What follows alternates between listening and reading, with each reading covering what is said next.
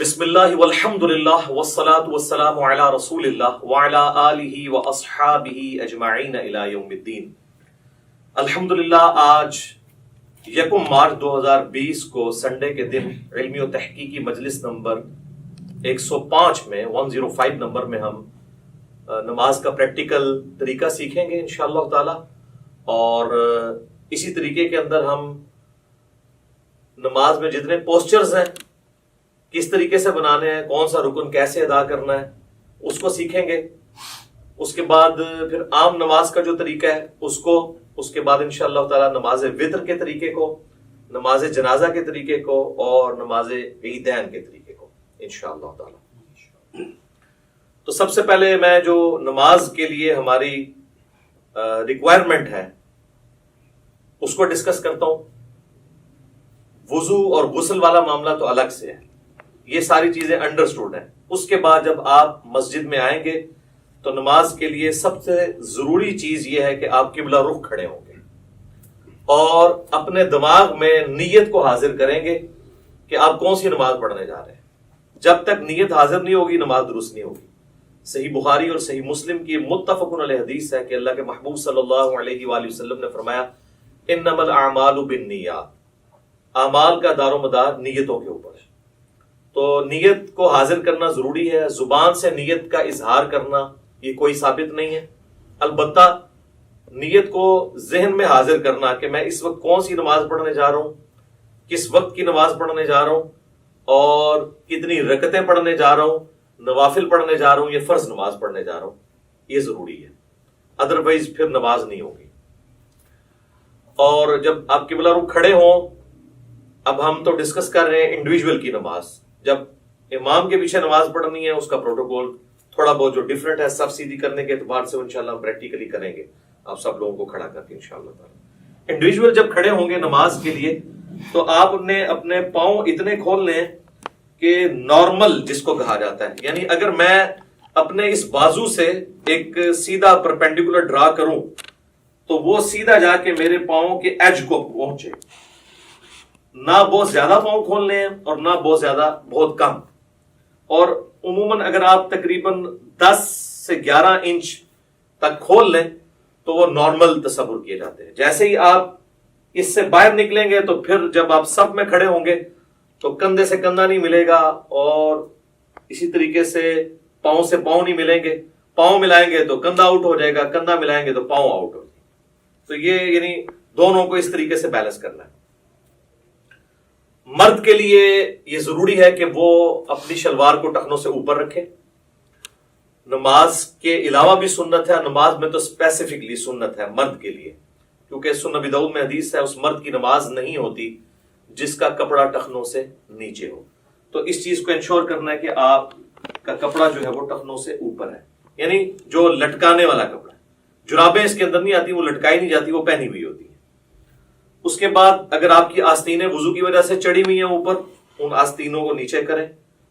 کف ثوب بھی منع ہے۔ اسی طریقے سے تہمد کو یا شلوار کو اوپر کرنے کے لیے یوں اڑیسنا، اس کو اندر کی طرف موڑنا، یہ بھی منع ہے، یہ بھی کف ثوب کے اندر آتا ہے۔ صحیح بخاری میں ان چیزوں کی ممانعت موجود ہے نبی صلی اللہ علیہ وآلہ وسلم کے ریفرنس سے۔ تو اس اعتبار سے ان ساری چیزوں کو دیکھ لینا ہے۔ پھر آپ نے قبلہ رخ کھڑے ہونا ہے اس حال میں کہ آپ جب قیام کے لیے اپنے ہاتھوں کو بلند کریں تو آپ کے یہ چیز ذہن میں ہونی چاہیے کہ میں اللہ تعالیٰ کے سامنے ہینڈز اپ کرنے جا رہا ہوں۔ یہ رفع الیدین کا ایک فلسفہ ہے، اور یہ جب ذہن میں ہوگا تو پھر نماز کے اندر خشوع خضوع بھی نصیب ہوگا انشاءاللہ تعالیٰ۔ رفع الیدین کیسے کرنا ہے؟ اپنے ہاتھوں کو نارملی بلند کرنا ہے، یعنی اس کونی کو اگر ہم پیوٹ مانیں تو یہ کونی اگر ہم یوں رکھتے ہوئے اپنے ہاتھ کو یوں بلند کریں تو آپ دیکھیں گے کہ میری جو انگلیاں ہیں وہ کانوں کی سیدھ میں آ گئی ہیں، سائڈ سے جا کے دیکھیں، اور میری ہتھیلی جو ہے وہ کندھے کی سیدھ میں آ گئی ہے۔ یہ سنت طریقہ ہے۔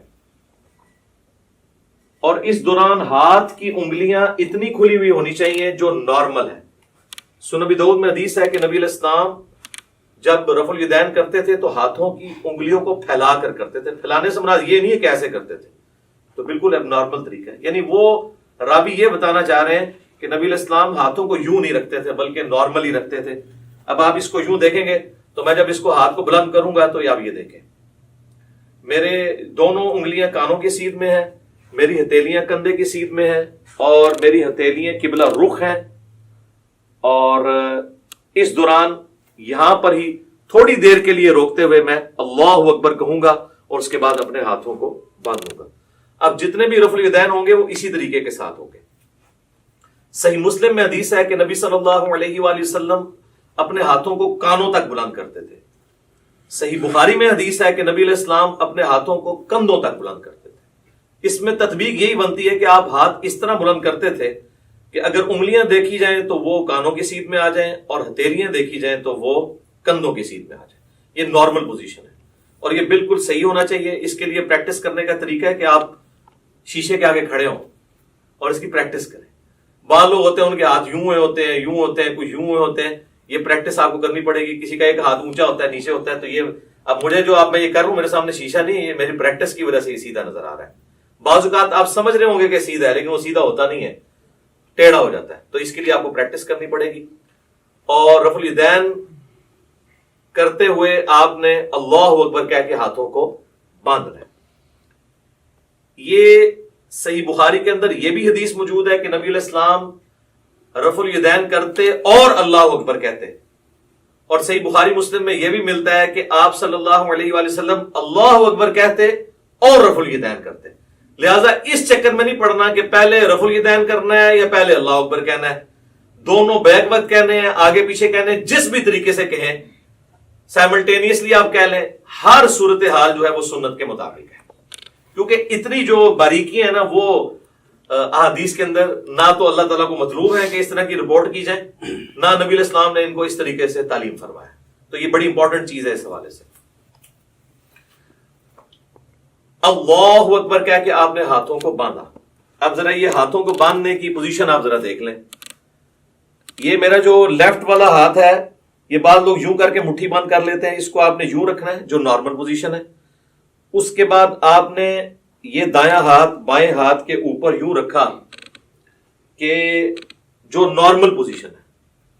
بعض لوگ یوں کر کے پکڑ لیتے ہیں, ٹھیک ہے, اگر آسانی ہے یوں کر کے پکڑ لیں, یہ نارمل پوزیشن ہے. اور اگر آپ اس کو یوں رکھیں گے تو آپ کو رکھنے میں بھی آسانی ہوگی.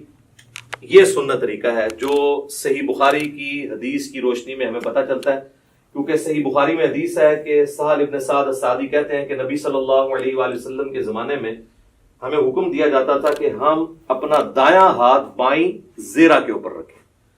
اب زیرہ جو ہے یہ کونی سے لے کے انگلیوں تک ہے. اور ابو داؤد اور نسائی کے اندر حدیث ہے کہ نبی علیہ السلام نے اپنا دایاں ہاتھ بائیں رسق را سین غین کف اور ساعد پر رکھا. ساعد کہتے ہیں کف سے لے کر کونی تک. یہ کف کا لفظ تو اردو زبان میں بھی استعمال ہوتا ہے, یہ عربی کا ہے. اور یہاں انگلی سے لے کے کف تک رسخ کہلاتا ہے, اور اس پورے کو ہم کہتے ہیں زیرہ. اور آپ دیکھیں پرانے زمانے میں جب جنگیں لڑی جاتی تھی تو زیرہ پہنی جاتی تھی, پورے جسم پہ بھی پہنی جاتی تھی. اور اس طرح صحیح مسلم میں اتنا ہی ملتا ہے کہ نبی علیہ السلام نے اپنا دایاں ہاتھ بائیں ہاتھ پر باندھا. ڈیٹیل بخاری میں اور ابو داؤد میں اور سنن نسائی میں ملتی ہے. مسند احمد میں روایت ہے کہ سینے پہ باندھا. اب سینے سے مراد یہ نہیں کہ آپ نے یوں کر کے باندھ لیا. سینے کی ڈیفینیشن ہے یہ نہر سے لے کر ناف تک, یہ سارے کا سارا سینہ ہے. یہ سینہ ہے. اس میں جہاں پہ بھی لائی کرے گا تو آٹومیٹکلی آپ دیکھیں جب آپ یوں کریں گے اور یوں رکھیں گے تو وہ ایک خاص پوزیشن پہ آئے گا جو نہ بہت اونچا نہ بہت نیچا, ناف سے برل یہ اوپر ہی ہے اور نہر سے کافی نیچے ہے. یہ نارمل پوزیشن ہے. اسی پوزیشن میں جب آپ جماعت کے ساتھ نماز پڑھیں گے تو پاؤں سے پاؤں بھی ملا سکیں گے اور کندھے سے کندھا بھی. جیسے ہی آپ یہ اوپر چلے گئے تو پھر یہ دیکھیں کونیاں ملیں گی, کندھا نہیں ملے گا. اسی طریقے سے میرے بھائیوں جب آپ ناف سے نیچے ہاتھ باندھتے ہیں نا تو یہ خلاف سنت ہے. اس حوالے سے جو سنن ابی داؤد کی ایک حدیث پیش کی جاتی ہے تو امام داؤد رحمہ اللہ تعالیٰ نے خود ساتھ لکھا ہے کہ اس حدیث میں ایک راوی ہیں عبد الرحمن بن اسحاق الکوفی, جس کے بارے میں میں نے خود احمد بن حنبل سے سنا ہے کہ وہ اس کو ضعیف کہا کرتے تھے. اور یہاں پر لوگوں نے یعنی وہ روایت تو پیش کی لیکن ساتھ جو امام کا حکم تھا اس کو سکپ کر دیا. تو ایسے بھی نہیں کریں گے، ایسے بھی نہیں کریں گے، بلکہ اس طریقے سے ہاتھ باندھیں گے جو سنت طریقہ ہے۔ یا پھر دوسرا طریقہ یہ ہے کہ وضع الیدین کی بجائے ارسال الیدین کیا جائے۔ اس کے لیے ہم پھر یوں کریں گے کہ آپ نے یوں رفع الیدین کیا، اللہ اکبر کہہ کے ایسے، بعض لوگ بالکل ایسے ساتھ ملا لیتے ہیں، بعض مٹھیاں بند کر لیتے ہیں، بعض ایسے کر کے کھڑے ہو جاتے ہیں، بالکل غلط ہے۔ بالکل نارمل پوزیشن پہ جہاں پہ آئیں گے یہ ارسال الیدین ہوگا، یہ بھی سنت ہے۔ اگرچہ اس حوالے سے جو سنت برانی کی روایت ہے اس میں خصیب الجحد الراوی جو ہے وہ ضعیف ہے، لیکن چونکہ موقوفہ روایتیں عبداللہ ابن زبیر سے ملتی ہیں المصنف ابن ابی شیبہ میں، بلکہ مصنف ابن ابی شیبہ میں پورا چیپٹر ہے ان صحابہ اور تابعین کا بیان جو ہاتھ باندھ کے نماز پڑھا کرتے تھے، اور ان صحابہ اور تابعین کا بیان جو ہاتھ کھول کر نماز پڑھا کرتے تھے۔ یہ دونوں طریقے سنت ہے، اور میں نے تو سنن ابی داؤد کی جو 730 نمبر حدیث ہے اس سے بھی یہ چیز ثابت کی ہے کہ انڈائریکٹلی ابو حمید سعدی کی جو 10 صحابہ والی حدیث ہے وہ بھی اس کو سپورٹیو ہے کہ ارسال الیدین کرنا بھی سنت ہے۔ اس پہ میرا کلپ الحمدللہ لاکھوں لوگوں نے دیکھا ہے، فیس بک کے اوپر بھی، یوٹیوب کے اوپر بھی۔ آج میں اس ڈیٹیل میں نہیں جاؤں گا، بہرحال ارسال الیدین بھی سنت ہے۔ الحمدللہ ہم دونوں طریقے سے نماز پڑھتے ہیں، کم از کم میں ایک نماز ضرور ارسال الیدین سے پڑھتا ہوں، لیکن میں وضع الیدین کو اس لیے پریفر کرتا ہوں کہ میں یہ خواہش کرتا ہوں کہ میں اللہ تعالیٰ کے سامنے اس حال میں بھی کھڑا ہوں۔ اب جو لوگ صرف ارسال الیدین کرتے ہیں وہ اس سنت سے محروم ہو جاتے ہیں، اسی طریقے سے جو لوگ رکوع کے بعد ہاتھ باندھنے کے قائل ہیں وہ بھی اس سنت سے محروم ہو جاتے ہیں۔ تو ہم اس سنت پہ بھی عمل کرتے ہیں اور اس پہ بھی، رکوع سے پہلے یوں اور رکوع کے بعد ارسال الیدین، اس پہ تو اجماع ہے اہل سنت کے تمام مکاتب فکر، حنفی، شافعی، مالکی، حنبلی اور اہل حدیث بھی۔ یہ تو چند علماء عرب ہیں جنہوں نے یہ کام ڈالنا شروع کیا رکوع کے بعد ہاتھ باندھنے والا، اس پہ تو اجماع امت ہے، اور میں نے دلائل کے ساتھ ثابت کیا۔ صحیح بخاری میں اس کے اشارے موجود ہیں، سنن ابی داؤد کے اندر ابو حمید سعدی والی حدیث میں اس کے اشارے موجود ہیں کہ ارسال الیدین کیا جائے گا رکوع کے بعد۔ تو لہٰذا دونوں طریقے سنت ہیں۔ ارسال الیدین سے ہم نماز پڑھتے ہیں، فرض نماز پڑھتے ہیں، سنیوں کی مسجد کی پہلی صف میں پڑھتے ہیں، چاہے کسی کو برا لگے، الحمدللہ، مطلب اس میں تو کوئی آر نہیں ہمیں اس بات کو کرنے میں۔ تو ارسال الیدین بھی سنت ہے اور وضع الیدین بھی سنت ہے۔ تو آپ اچھا، بعض لوگ جو ہے نماز شروع کرتے ہی اللہ اکبر کہہ کے وہ ہاتھ چھوڑ دیتے ہیں اور پھر یوں ہاتھ باندھتے ہیں، یہ بھی خلاف سنت ہے۔ آپ نے ہاتھ چھوڑنے ہیں تو چھوڑ کے نماز پڑھیں، یہ بھی سنت ہے، اور آپ نے ہاتھ باندھنے ہیں تو باندھ کے نماز پڑھیں تو وہ بھی سنت ہے، لیکن یہ یوں کر کے یوں نہ کریں۔ اس کے بعد پھر آپ اللہ اکبر کہتے ہوئے اگلے رکن میں جائیں گے اور رفع الیدین کرتے ہوئے اسی طریقے سے، اور وہ ہے رکوع۔ یوں دیکھیں، اللہ اکبر۔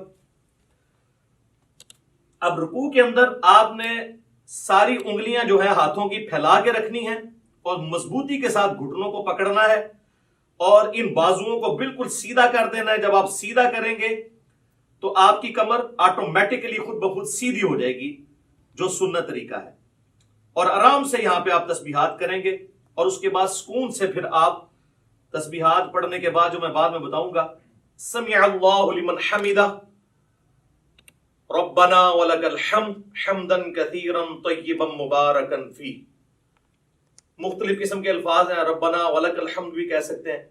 اور اس حالت میں آپ نے ہاتھ باندھنے نہیں بلکہ ارسال الیدین کرنا ہے، اور کم از کم اتنی دیر کھڑے ہونا ہے کہ جتنی دیر آپ ربنا لک الحمد کہیں۔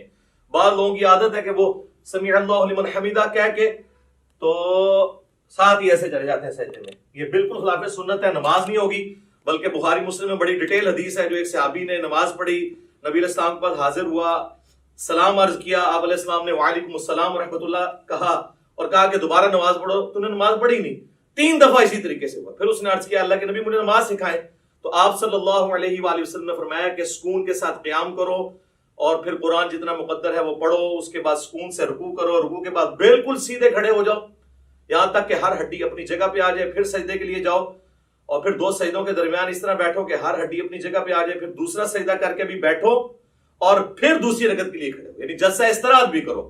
یہ صحیح بخاری میں 6251 نمبر حدیث ہے، جس کے تحت میں سمجھتا ہوں کہ علماء عرب نے جو جلسہ استراحت کو چھوڑ دیا یہ خلاف سنت ہے ان کی نماز۔ ربنا لک الحمد بھی کہہ سکتے ہیں، اللہم ربنا ولک الحمد بھی کہہ سکتے ہیں، جو بھی وہ انشاءاللہ میں پریکٹیکل جب کروں گا تو آپ کو پتہ چل جائے گا۔ اس کے بعد آپ نے سجدہ میں جانا ہے، اور اس کے لیے سنت یہ ہے کہ آپ نے پہلے ہاتھ لگانے ہیں، اس کے بعد گھٹنے لگانے ہیں، اور نبی علیہ السلام کی حدیث ابو داؤد میں موجود ہے، آپ صلی اللہ علیہ وآلہ وسلم نے فرمایا کہ اونٹ کی طرح مت بیٹھو. اور بعض لوگ کہتے ہیں جی اونٹ تو بیٹھتا ہی اس طرح کے پہلے ہاتھ لگاتا ہے پھر گھٹنے، تو میں اس پہ اکثر کہتا ہوں کہ نبی علیہ السلام نے اونٹ بٹھایا ہوا ہے، اس میں آگے الفاظ موجود ہیں پہلے ہاتھ لگاؤ بعد میں گھٹنے. پھر صحیح بخاری میں جو حدیث ہے 803 نمبر، اس سے پہلے امام بخاری نے باقاعدہ عبداللہ ابن عمر کا عمل لکھا ہے، جس کی پوری سند مصنف ابن ابی شیبہ میں موجود ہے کہ عبداللہ بن عمر جب سجدے میں جانے لگتے تھے پہلے ہاتھ لگاتے تھے بعد میں گھٹنے. لہذا علماء عرب جو نماز پڑھتے پہلے گھٹنے لگاتے ہیں، یہ سنت سے دور ہے ایز کمپیئر ٹو اس عمل کے جو ہم کرنے لگے ہیں. ربنا لک الحمد حمدا کثیرا طیبا مبارکا فی، اس کے بعد آپ سجدے کی طرف جھکیں گے تو آپ نے یہ دیکھیں کہ خود بخود اپنی جگہ بنائے گا ہر چیز. آپ دیکھ رہے ہیں میری انگلیاں ایسی جگہ پہ آئی ہیں کہ جب میں اس ایج کے اوپر سجدہ کروں گا تو میری انگلیاں کانوں کی سیدھ میں آئیں گی اور ہتھیلیاں کندھے کی سیدھ میں، جس طرح کے رفع الیدین کے وقت تھی، اور انگلیاں آلموسٹ نارمل پوزیشن میں ہوں گی. ایک ضعیف روایت ملتی ہے جس میں آپ صلی اللہ علیہ وآلہ وسلم کے بارے میں آتا ہے کہ انگلیاں ملا کے سجدہ کرتے تھے. کچھ تابعین کے بارے میں صحیح سند سے بھی ملتا ہے کہ وہ پسند کرتے تھے کہ انگلیاں ملا کے کی جائیں، لیکن اس پہ کوئی مرفوع یا موقوف حدیث اس حوالے سے نہیں ملتی. آپ نارمل پوزیشن میں رکھیں، اتنی نہ کھول دیں کہ یہ قبلہ رخ سے ہٹ جائیں، یہ نارمل پوزیشن میں. اور اگر کسی نے یوں رکھنی ہے تو یوں بھی رکھ سکتا ہے، اس میں ذرا تردد ہوتا ہے، اس میں ہتھیلیاں بھی لگ جاتی ہیں اور آپ آلموسٹ یہ قبلہ رخ ہی ہوتی ہیں انگلیاں. کانوں کی سیدھ میں انگلیاں آ جائیں گی، یعنی کہ یہ دو آنکھوں کے درمیان آپ آنکھوں کی سیدھ میں رکھیں گے، خود بخود کانوں کی سیدھ میں آئیں گی، اور ہتھیلیاں جو ہیں وہ شولڈر کی سیدھ میں. اور پھر آپ نے پہلے ناک لگانا ہے، اس کے بعد ماتھا لگانا ہے.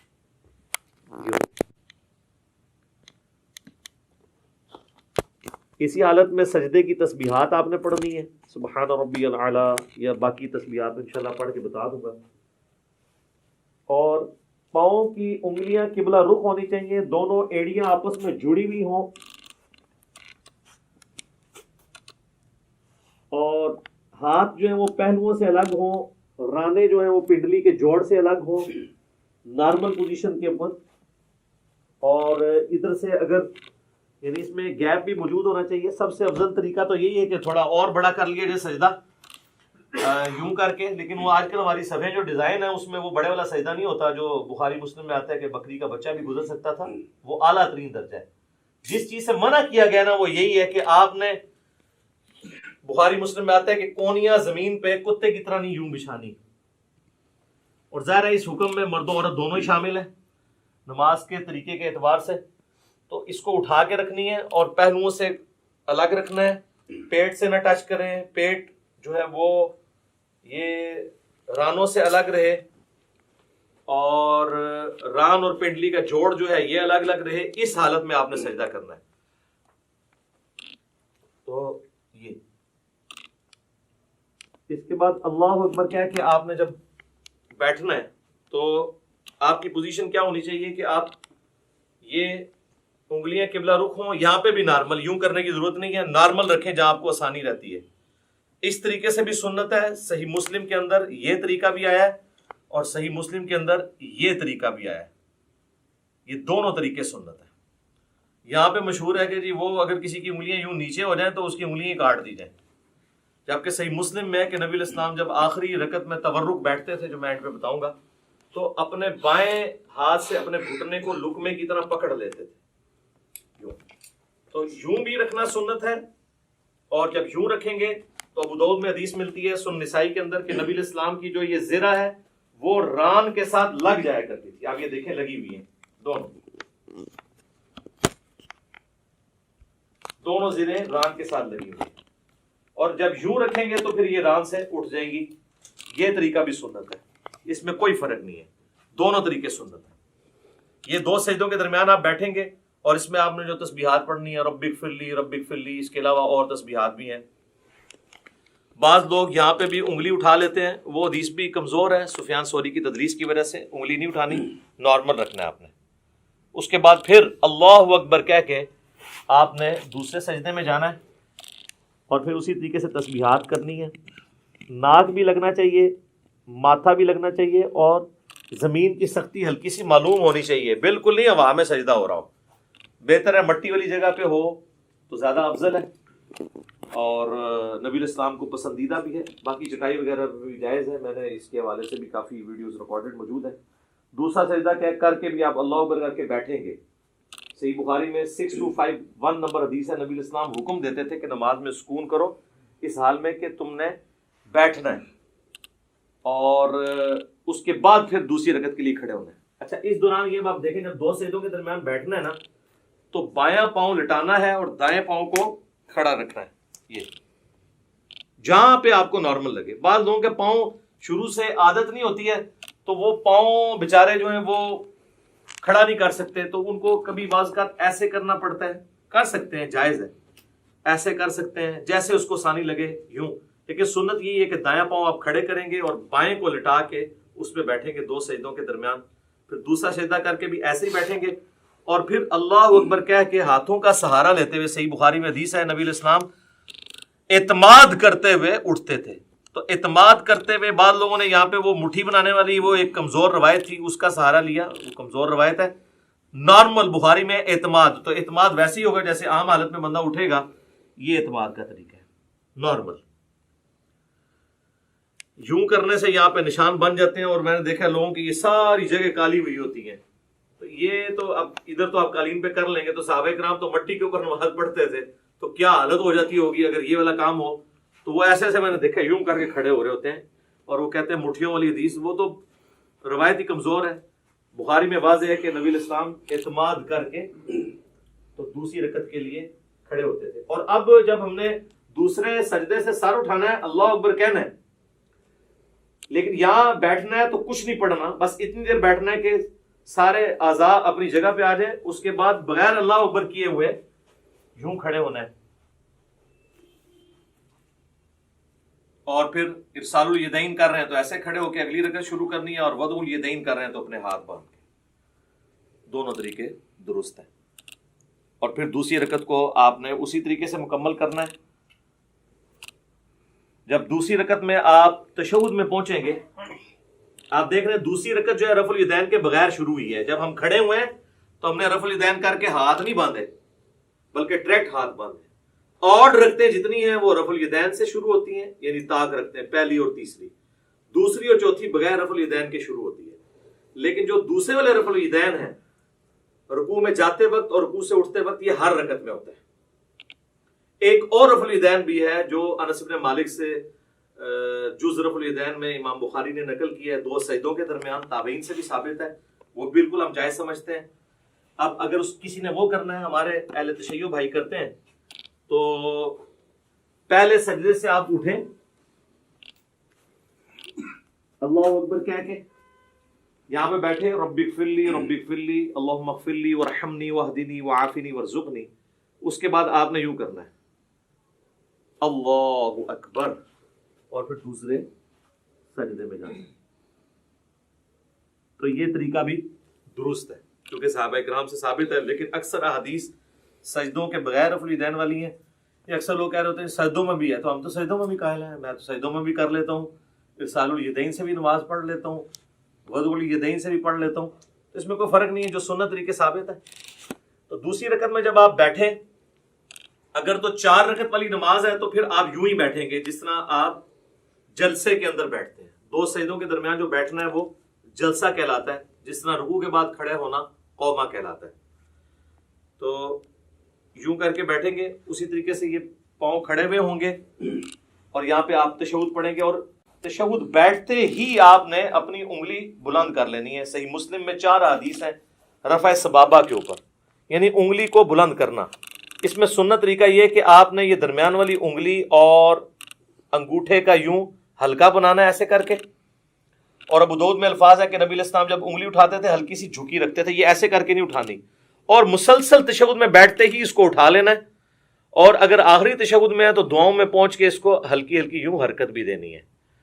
یہ بھی ثابت ہے. اور صحیح مسلم میں عبداللہ ابن زبیر جو نقل کر رہے ہیں وہ صرف اشارے کو نقل کر رہے ہیں، حرکت کو نہیں کر رہے.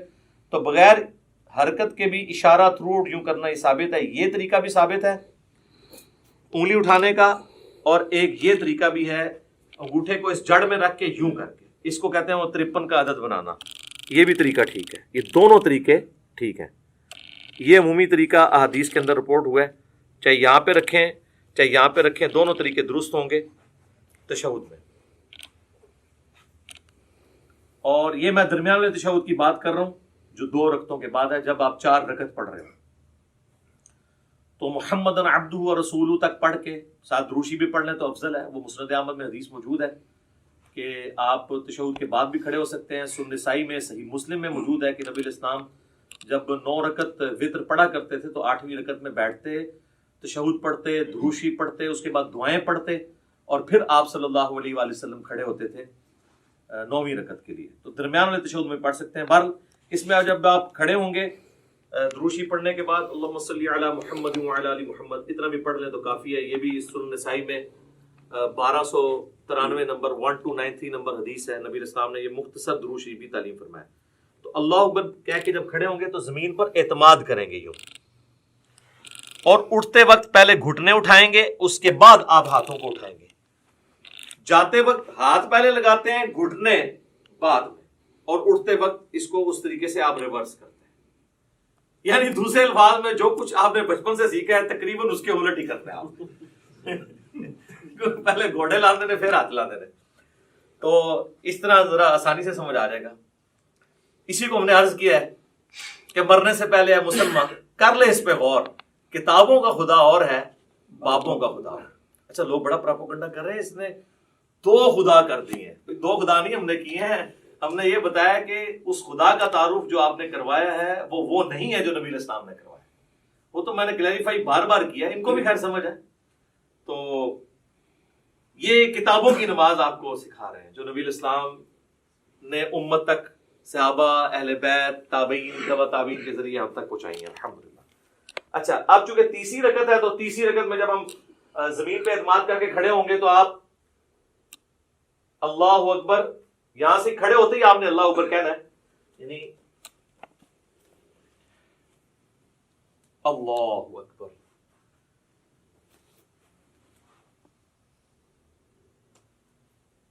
پھر وضع الیدین کر لینا ہے، یا اگر آپ نے ارسال الیدین کرنا ہے تو آپ یوں کر لیں۔ اور پھر تیسری رکعت میں جو پڑھنا ہے وہ انشاءاللہ میں پریکٹیکلی پڑھ کے بھی بتا دوں گا، سب کو پتہ ہی ہے، ہم تو پوسچرز اس وقت ڈسکس کر رہے ہیں کیسے کیسے بنانے ہیں۔ تیسری رکعت بھی اسی طریقے سے ہوگی، اور تیسری رکعت میں بھی دوسرا سجدہ کرنے کے بعد جلسے میں بیٹھ کے، جسے جلسہ استراحت کہتے ہیں، پھر آپ نے کھڑے ہونا ہے تیسری رکعت کے لیے اور چوتھی رکعت کے لیے، اور وہ رفع الیدین کے بغیر ہوگی، ڈائریکٹ ہاتھ باندھیں گے یا ارسال الیدین کریں گے نارمل پوزیشن میں۔ پھر اسی طریقے سے اللہ اکبر کہہ کے آپ رکوع میں جائیں گے، پھر رکوع سے اٹھیں گے اور ربنا لک الحمد کہیں گے۔ تو چوتھی رکعت میں جب آپ دوسرا سجدہ کر کے بیٹھیں گے تو صحیح بخاری میں موجود ہے نبی صلی اللہ علیہ وآلہ وسلم تورک کیا کرتے تھے، اور اس میں الفاظ ہیں کہ چوتھی رکعت میں بیٹھتے تھے، اور ابو داؤد میں یہ الفاظ ہیں ابو حمید سعدی والی حدیث کے اندر کہ جس رکعت میں آپ نے سلام پھیرنا ہوتا تھا نا اس میں آپ تورک کرتے تھے۔ تو اس سے ہمیں یہ بات پتہ چلی کہ چاہے 4 رکعت والی نماز ہے، 3 والی ہے، 2 والی ہے، جس تشہد میں دروشی پڑھنے کے بعد آپ نے سلام پھیرنا ہے اس میں آپ نے تورک کرنا ہے۔ اور اس میں حکمت بھی ہے کہ اس میں انسان تھکتا نہیں ہے۔ تورک جو ہے یہ دایاں پاؤں آپ نے بائیں پاؤں کے نیچے سے گزار کے دائیں پاؤں کو آپ نے کھڑا کرنا ہے، اور آپ نے دائیں پاؤں کے نیچے سے بائیں پاؤں کو گزارنا ہے اس حالت میں، یہ تورک ہے۔ اور آپ یوں بھی کر سکتے ہیں۔ یہ ابو داؤد میں یہ بھی حدیث ہے کہ نبی علیہ السلام نے اپنے دونوں پاؤں ایک طرف نکال دیے۔ یہ ایک طرف نکالے ہوئے میں نے دونوں پاؤں، یہ بھی ٹھیک ہے، یہ بھی ٹھیک ہے۔ اس میں حکمت یہ ہے کہ جب آپ یوں بیٹھتے ہیں نا تو آخری تشہد تو چونکہ نبی علیہ السلام کا بہت زیادہ دعاؤں پہ ہوتا تھا، لمبا ہوتا تھا، اس میں آپ تھکتے نہیں ہیں۔ اس طرح بیٹھیں گے تو تھوڑی دیر کے بعد آپ کو تھکاوٹ محسوس ہونا شروع ہو جاتی ہے، الا یہ کہ بہت پتلا بندہ اس کو تو فیل نہیں ہوتا۔ تو یہ درمیان والا تشہد ہے اور یہ آخری تشہد ہے، چاہے وہ فجر کا ہو، مغرب کا ہو، عشاء کا ہو، آخری تشہد اس طریقے سے ہونا ہے۔ اور اس میں بھی آپ نے اس طرح انگلی اٹھا کے رکھنی ہے، تشہد میں مسلسل انگلی اٹھانی ہے۔ یہ جو کہتے ہیں اشہد ان لا الہ پہ اٹھاؤ، الا اللہ پہ گرا دو، یہ کوئی ثابت نہیں ہے۔ یہاں پہ رکھیں، یہ بھی سنت ہے، اور یہ صحیح مسلم میں الفاظ ہیں کہ نبی علیہ السلام جب تشہد میں بیٹھتے تو اپنا دایاں ہاتھ جو ہے وہ دانے گھٹنے کے اوپر بائیں گھٹنے پہ رکھ کے اس کو لقمے کی طرح پکڑ لیتے، جو آپ کے باپوں نے آپ کو سکھایا کہ جس کی انگلیاں نیچے ہوں انگلیاں کاٹ دی جائیں، اور یہ وہ سنت ہے جو صحیح مسلم کے اندر ہے۔ ہر شے پٹھی دسی تانوں، پھر کہندے ساڈے بابیاں نوں کچھ کہندا ہے، اور کینوں کہاں میں نیوٹن نوں کہاں، جنہوں نے کام پایا انہوں نے کہنا ہے نا۔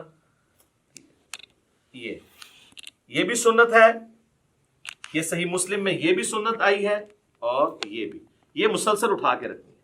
اور ابو داؤد میں، نسائی میں آتا ہے کہ جب آپ دعاؤں میں پہنچتے تھے نا تشہد کے اینڈ پہ درود شریف کے بعد، تو ہلکا ہلکا اسے یوں حرکت بھی دیتے تھے،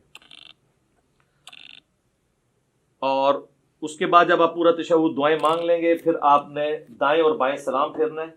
اس میں جو امام مسجد حضرات ہیں وہ تو سلام یہی پھیر ہوتے ہیں، السلام علیکم ورحمۃ اللہ، اور دوسرا سلام ادھر کرتے ہیں، السلام علیکم ورحمۃ اللہ۔ یہ بالکل خلاف سنت ہے۔ آپ نے دائیں طرف والے نمازیوں کو بھی، اور فرشتے ہوں تو ان کی طرف بھی سلام بھیجنا ہے، تو اس کے لیے طریقہ یہ ہے کہ آپ نے پوری گردن موڑنی ہے یوں کر کے، السلام علیکم ورحمۃ اللہ، السلام علیکم ورحمۃ اللہ۔ اچھا، عربیوں کو ایک بڑا مسئلہ ہے۔ اچھا، السلام علیکم ورحمۃ اللہ وبرکاتہ بھی ثابت ہے ابو داؤد کے اندر، دونوں طریقے درست ہیں۔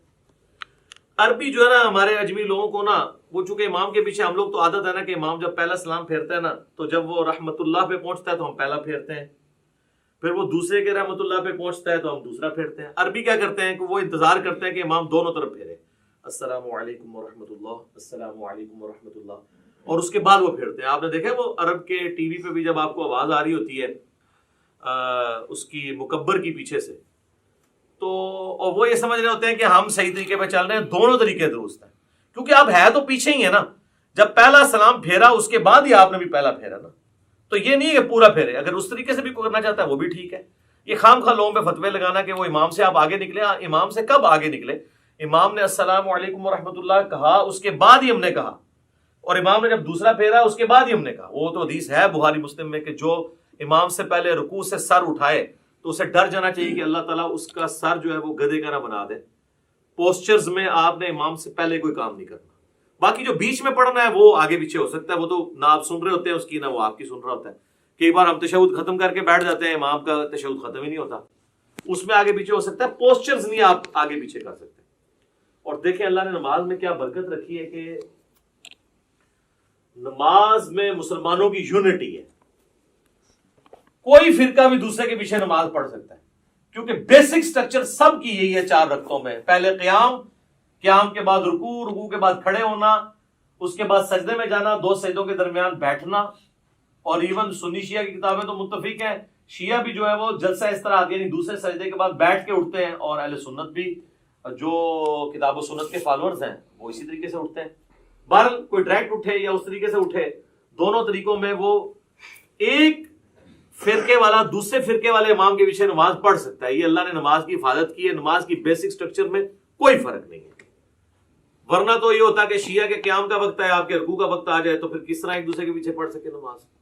تو یہ اللہ تعالیٰ نے کم از کم بیسک سٹرکچر جو ہے، باقی جو چھوٹی موٹی چیزیں ان پہ اختلاف ہو سکتا ہے، بہتری کی طرف جانا چاہیے۔ تو یہ میں نے آپ کو ایک بلیو پرنٹ پیش کر دی ہے، قیام کیسے کرنا ہے، رفع الیدین کیسے کرنا ہے، اور اسی طریقے سے سجدہ کیسے کرنا ہے، 2 سجدوں کے درمیان بیٹھنا کیسے ہے، کون سی چیز پہلے لگانی ہے، کون سی بعد میں، کیسے سہارا لے کے اٹھنا ہے، انگلیاں کیسے رکھنی ہے، ساری چیزیں بتا دی ہیں۔ اہل تشیع کے ہاں ایک ریناؤنڈ چیز ہے کہ وہ جب یعنی نماز کا اختتام کرتے ہیں تو 3 دفعہ اللہ اکبر ایسے ایسے کہتے ہیں، تو سلام نہیں پھیرتے، لیکن شیعہ سلام پھیرنے کے قائل بھی ہیں۔ خامنائی صاحب نے نماز پڑھائی، ثاقب اکبر صاحب نے مجھے خود کہا، میں نے ان کے پیچھے نماز پڑھی، انہوں نے دونوں طرف سلام پھیرا، دونوں طریقے درست ہیں۔ باقی اللہ اکبر پہ تو ہم بھی متفق ہیں کہ نماز کے اینڈ پہ ہم بھی بلند آواز سے اللہ اکبر کہتے ہیں۔ بخاری مسلم میں حدیث ہے کہ نبی علیہ السلام کی نماز کا مکمل ہونا اللہ اکبر کی آواز سے، تکبیر کی آواز سے پہچانا جاتا تھا، اس کے بعد آہستہ آواز سے 3 دفعہ استغفر اللہ، اور پھر اللہم انت السلام و منک السلام تبارک یا ذا الجلال والاکرام۔ جو ہمارے گرین اور بلو کارڈز آپ پڑھ سکتے ہیں، سب کچھ موجود ہے اس کے اندر۔ تو یہ بیسک سٹرکچر تھی جس میں میں نے کوشش کی کہ آپ کو ایک اوور آل پکچر پتہ چل جائے۔ اب میں فزیکلی آپ کو نماز پڑھ کے بھی بتاؤں گا تاکہ آپ کو پتہ چل جائے کہ اس میں نے یہ پڑھنا ہے اور اس طرح پڑھنا ہے اور کم از کم اتنا پڑھنا ہے. زیادہ تو آپ جتنا گڑ ڈالیں میٹھا ہوگا. لیکن اس لیول پہ جانے سے پہلے میں آپ کو ایک بلو پرنٹ باقی نمازوں کا بھی بتا دیتا ہوں. یہ تو 4 رکعتوں کا بتایا, اگر 2 رکعتیں ہوتی تو میں دوسری رکعت میں یوں تورک بیٹھ جاتا. اور اگر وطر کی نماز ہوتی تو وطر کا طریقہ بھی ہم ڈسکس کر رہے ہیں, تو وطر کا طریقہ بھی سیم اسی طریقے سے جس طرح عام نماز ہے. 3 وطر نبی علیہ السلام کی عمومی سنت ہے. صحیح بخاری میں قاسم بن محمد بن ابی بکر جو سیدنا ابو بکر رضی اللہ تعالیٰ عنہ کے پوتے ہیں, وہ کہتے ہیں میں نے صحابہ کرام کو 3 رکعت وطر پہ پایا, البتہ ایک میں حرج نہیں ہے. اور بخاری مسلم میں وہ تو مشہور حدیث ہے, رمضان ہو یا غیر رمضان, اما عائشہ کہتی ہیں نبی علیہ السلام 11 رکعت پڑھتے تھے, 8 تراویح اور 3 وطر, یا 8 نفل یا تہجد کچھ بھی کہہ لیں. تو 3 وطر کا طریقہ یہ ہے کہ آپ نے وطر کو مغرب سے مختلف کرنا ہے, کیونکہ المستدرک للحاکم میں صحیح ابن حبان میں موجود ہے, نبی علیہ السلام نے فرمایا اسے مغرب سے مختلف کرو. اور مغرب سے مختلف کرنے کا طریقہ کیا ہے کہ 2 طریقے ہیں. ایک وہ ہے جو صحیح بخاری اور مسلم میں آیا ہے عبداللہ بن عمر سے, کہ وہ 2 رکعتیں پڑھنے کے بعد سلام پھیر دیا کرتے تھے, اور پھر سلام پھیرنے کے بعد اگر کسی اپنے غلام کو کوئی حکم دینا ہوتا تو حکم دیتے, تاکہ یہ پتہ چل جائے کہ اس کے دوران بول سکتے ہیں, اور پھر 1 رکعت الگ سے پڑھا کرتے تھے. یہ مغرب سے مختلف کرنے کا ایک طریقہ ہے. دوسرا جو ہے وہ ہمیں سیدنا عمر فاروق رضی اللہ تعالیٰ عنہ سے صحیح ابن خزیمہ میں, ابن حبان میں, المستدرک للحاکم اور کئی کتابوں میں ملتا ہے کہ وہ کیا کرتے تھے کہ دوسرا جو تشہد ہے نا, جو 2 رکعتوں کے بعد جو تشہد ہے وہ نہیں بیٹھتے تھے. مغرب میں تو ہم بیٹھتے ہیں نا, تو دوسری رکعت میں بھی وہ جلسہ استراحت کرتے تھے اور تیسری رکعت کے لیے کھڑے ہو جاتے تھے. اور جب آپ تیسری رکعت کے لیے کھڑے ہوں گے, چونکہ یہ آڈ رکعت ہے, تو پھر یہ رفع الیدین سے شروع ہوگی. یہ بھی اکثر لوگ پوچھ رہے ہوتے ہیں کہ تیسری بغیر رفع الیدین دی ہوگی, رفع الیدین. سر آڈ رکعت سمپل فارمولہ ہے رفع الیدین کے ساتھ. رفع الیدین کتنے ہونے ہیں؟ 4 رفع الیدین تو اتفاقی ہیں. نماز شروع کرتے وقت, ہر رکعت میں رکوع میں جاتے وقت اور اٹھتے وقت 3 ہو گئے, اور 2 رکعتوں سے اٹھ کے یعنی تیسری رکعت کے اندر یہ 4 ہے, اور 5واں 2 سجدوں کے درمیان ہے. اس کے علاوہ بھی اگر جس کو جتنا شوق ہے کرتا رہے, ہر اٹھک بیٹھک پہ کرے, اس کی مرضی. یہ ایٹ لیسٹ ڈیٹم لیول ہے. اچھا جی, اب وطر میں چونکہ وہ مختلف اس طرح کرنا ہے, وہ تو میں نے آپ کو بتا دیا. جب آپ تیسری رکعت میں ہوں گے, چاہے وہ الگ سے پڑھ رہے ہوں آپ, چاہے وہ آپ فصل کر کے یعنی سلام درمیان والے دونوں پھیر کے اس کے بعد پڑھ رہے ہوں, تو جب آپ تیسری رکعت میں سورۃ الفاتحہ میں سورت ملا لیں گے, اس کے بعد آپ اس کے ساتھ ہی دعائے قنوت پڑھ سکتے ہیں. اللہم اہدنی فیمن ہدیت. آج کلپ چڑھ گیا ہوگی کہ اصل دعا کیڑی ہے, ٹھیک ہے. تو اور اس میں آپ ارسال الیدین اگر کیے ہوئے تو اس حالت میں پڑھیں گے, لیکن پڑھیں گے آپ رکوع سے پہلے. صحیح بخاری میں 1002 نمبر حدیث ہے, انس بن مالک کہتے ہیں وہ شخص غلط بیانی کر رہا ہے, جھوٹ بول رہا ہے, جو یہ کہہ رہا ہے کہ نبی صلی اللہ علیہ وآلہ وسلم قنوت وطر کی قنوت کی دعا جو ہے وہ رکوع کے بعد کیا کرتے تھے. آپ نے صرف 1 مہینہ رکوع کے بعد کی, وہ کافروں پہ بددعا کی تھی, قنوت نازلہ. آپ ہمیشہ رکوع سے پہلے کرتے تھے. رکوع سے پہلے کیسے ہے, سورت ملائی, اس کے بعد یہ آپ نے پڑھ دیا اللہم اہدنی فیمن ہدیت, یہ دعا پوری کی, پھر آپ رفع الیدین کر کے رکوع میں چلے گئے. اور دوسرا طریقہ جو کم از کم 3 تابعین سے ثابت ہے اور سیدنا عمر سے بھی ثابت ہے, اور المصنف ابن ابی شیبہ میں, مستدرک الحاکم میں, صحیح ابن حبان کے اندر, ابن خزیمہ کے اندر, المعجم الکبیر طبرانی کے اندر ڈیٹیل سے مل جائے گا آپ کو کہ سیدنا عمر جو ہے وہ تکبیر کہتے تھے دعائے قنوت پڑھنے سے پہلے. یعنی سورت ملا لی, اس کے بعد سورت ملانے کے بعد آپ نے اللہ اکبر کیا, تکبیر کہی, اور دوبارہ ہاتھ باندھ کے آپ نے دعائے قنوت مانگی. اس میں ہاتھ نہیں اٹھانے ہوتے کیونکہ یہ قنوت نازلہ نہیں ہے, یہ عام قنوت ہے. عام قنوت میں ہاتھ باندھے جاتے ہیں یا ارسال الیدین کر کے آپ پڑھیں. ہاتھ اٹھانے والی کافروں پہ بددعا ہے, اور وہ ہوتی بھی رکوع کے بعد ہے, اور وہ ہوتی بھی عموماً فرض رکعت جو فرض نماز ہے اس کی آخری رکعت میں رکوع میں جانے کے بعد ہوتی ہے, جو سنت ہے. وہ آپ کو قنوت والا چیپٹر مشکات میں مل جائے گا, ابو داؤد ترمذی ابن ماجہ کے حوالے سے حدیث مل جائے گی. اور جو قنوت وطر کے اندر کوئی قنوت نازلہ کرنا چاہتا ہے تو نبی علیہ السلام سے ثابت نہیں, لیکن صحابہ کرام سے, ابی ابن کعب سے, صحیح ابن خزیمہ کے اندر موجود ہے, جس میں دعائے قنوت بھی انہوں نے پڑھی اور ساتھ درود شریف بھی پڑھا اینڈ کے اوپر, اور بھی دعائیں مانگی. وہ آپ کر سکتے ہیں, صحابہ کا یہ طریقہ. اور میں اس پہ اکثر کہتا ہوں کہ جو لوگ کہتے ہیں کہ صحابہ کرام نعوذ باللہ حجت نہیں ہے، ہم نے مرفوع حدیثی دیکھنی ہے، تو ان کے لیے لمحہ فکری ہے کہ وہ جتنی یہاں پہ قنوت نازلہ پڑھا رہے ہیں اپنی وطروں کے اندر رمضان میں، وہ تو صحابہ کا طریقہ ہے۔ جب داڑھی کی باری آتی ہے ہم نہیں کاٹتے، لیکن مٹھی کے بعد صحابہ کا اجماع ہے کہ کاٹنا جائز ہے۔ وہاں کہتے ہیں جی ہم نبی علیہ السلام کو دیکھ رہے ہیں، تو نبی علیہ السلام کو بھی نہیں آپ دیکھ رہے، نبی علیہ السلام کی تو مٹھی سے بڑی نہیں ہے، یہ بھی میں نے ثابت کیا ہے الحمدللہ۔ ساتھ ساتھ تھوڑی سی برین واشنگ ہوتی رہنی چاہیے، تبھی چیزوں کی سمجھ آتی ہے۔ تو اللہ اکبر کہہ کے ارسال الیدین کیا یا ہاتھ باندھے اور آپ نے دعائے قنوت پڑھی، اس کے بعد اللہ اکبر کہہ کے دعائے قنوت کے بعد روشی بھی پڑھنا ہے، اور پھر آپ نے وہ پورا کیا۔ اب چونکہ چاہے آپ نے فصل کیا ہوا ہے، درمیان میں دو پڑھ کے سلام پھیرے ہوئے ہیں، یا آپ نے دو کے بعد آپ کھڑے ہوئے ہیں، دونوں صورتوں میں تیسری رکعت تو آپ کی وتر کی آخری ہوگی، اس میں پھر آپ تورکی بیٹھیں گے۔ بلکہ سنن کبریٰ البیہقی میں یا مصنف ابن ابی شیبہ میں ملتا ہے نا کہ جس رات سیدنا ابو بکر کو دفن کیا گیا تو رمضان کی رات نہیں تھی، تو حضرت عمر نے کہا میں نے تو وتر ہی نہیں پڑھے ہوئے ہیں، تو پھر انہوں نے کہا میں جماعت کراتا ہوں تو میرے پیچھے وتر پڑھو۔ اس سے یہ بھی بات پتہ چلی کہ رمضان کے علاوہ وتر کی جماعت کروائی جا سکتی ہے۔ تو اس میں انہوں نے وتر اسی طریقے سے پڑھائے تھے کہ انہوں نے درمیان تشہد چھوڑا تھا اور اپنا 3 وتر پڑھائے تھے۔ اور وتر کے اوپر میرا ڈیٹیلڈ 130 مسئلہ ہے، اس میں نے ساری نیٹی گریٹیز ڈسکس کی ہیں، آج اس ڈیٹیل میں جانے کی ضرورت نہیں۔ نماز وتر بھی کمپلیٹ ہوگی تھی، کوئی چیز ہے تو نہیں کہ نماز وتر کے حوالے سے کون سی دعا آخر میں وتر کے بعد جو ختم کرتے ہیں، وتر کے بعد وہ تو اذکار ہے نا، وہ وتر کے طریقے میں تو نہیں آتے، وہ تو ہے سبحان الملک القدوس اور 3 دفعہ پڑھ کے رب الملائکۃ والروح، آخری بار اس کو اونچی، وہ تو اذکار ہیں، وہ تو علیحدہ سے ہمارے لکھے ہوئے ہیں۔ فی الحال ہم طریقے کو ڈسکس کر رہے ہیں، اور یہ تو ہو گیا نماز وتر کا طریقہ۔ اب آ جائیں آپ نماز عیدین کے طریقے کے، تو وہ تو ہوتی 2 رکعت ہے، چاہے وہ عید الاضحیٰ ہو یا عید الفطر ہو، 2 رکعتیں ہوتی ہیں، اور اس میں 12 تکبیرات ہوتی ہیں، جو ابو داؤد کے اندر حدیث موجود ہے، الموطا امام مالک کے اندر موجود ہے کہ 7 تکبیرات سورۃ الفاتحہ سے پہلے پہلی رکعت میں، اور 5 تکبیرات سورۃ الفاتحہ سے پہلے دوسری رکعت میں، یہ طریقہ ہے۔ اور اگر کوئی بھول جائے تو رکوع کے بعد بھی کر سکتا ہے،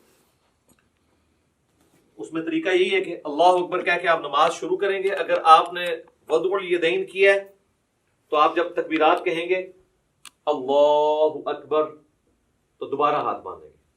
اگر آپ ارسال الیدین کر رہے ہیں تو اللہ اکبر اللہ اکبر، یوں 7 تکبیرات کو آپ پورا کریں گے، اور اس کے بعد یعنی ثنا پڑھنے کے بعد 7 تکبیرات، پھر اعوذ باللہ بسم اللہ پڑھ کے امام نے سورۃ الفاتحہ پڑھنی ہے، آپ نے تو سننی ہے۔